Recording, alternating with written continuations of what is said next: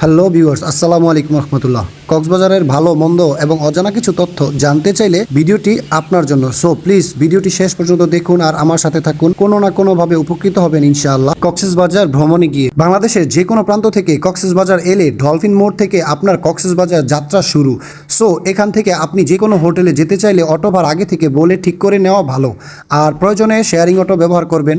তার থেকে সবচেয়ে ভালো হলো আপনি যেখানে যাবেন, কতক্ষণ সময় স্পেন্ড করবেন, সব কিছু বলে শুনে তারপর অটোটা ঠিক করবেন। সর্বপ্রথম আমরা সবাই জানি যে কক্সবাজার সি বিচ পৃথিবীর সবচেয়ে বড় লংগেস্ট সি বিচ, আর বাংলাদেশের একমাত্র পর্যটন কেন্দ্র। এই কক্সবাজারে 3টি পয়েন্ট আছে: কলাতলি, লাবণী, সুগন্ধা।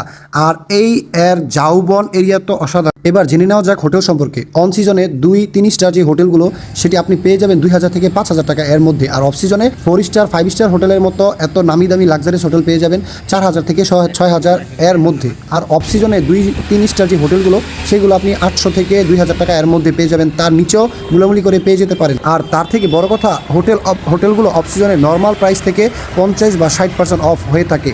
কলাতলিতে সবচেয়ে বেশি দাম হয়ে থাকে, তারপর কম প্রাইস সুগন্ধা, আর সবচেয়ে রিজনেবল প্রাইস লাবণী অথবা হোটেল মোটেল জোনে। ভিডিওতে দেখতেই পাচ্ছেন, এটি হচ্ছে মেরিন ড্রাইভ রোড।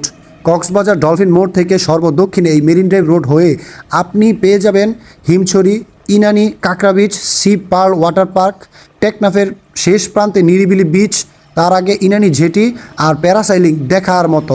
আর দুই পাশের, এক পাশে হচ্ছে পাহাড়, আরেক পাশে হচ্ছে সমুদ্র, যা আপনাকে অভিভূত করবে। মেরিন ড্রাইভ রোডে আরও নাম জানা এবং অজানা অনেক স্পট পেয়ে যাবেন, যা এক একটা স্পট থেকে এক একটা বেশি সুন্দর। এছাড়াও পেয়ে যাবেন কক্সবাজার বিচ থেকে উত্তরে কক্সবাজার শহরের মধ্যে fishery Ghat, aquarium, Burmese market, stadium, Cox's Bazar airport. আর তাছাড়া কলাতলি, সুগন্ধা, লাবণী এই 3টা বিচেই আপনারা পেয়ে যাবেন বিশাল বার্মিস আচারের মার্কেট।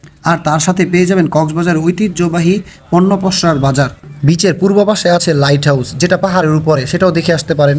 তবে একটি কথা সবাই মাথায় রাখবেন যে সন্ধ্যার আগে মেরিন ড্রাইভ সহ অন্যান্য সব জায়গা থেকে ঘুরে চলে আসাটাই বেটার, কেননা ছিনতাই এবং অন্যান্য কোনো সমস্যা থাকতে পারে। চলুন এবার কক্সবাজার সমুদ্র বিচ সম্পর্কে কিছু জেনে নেওয়া যাক।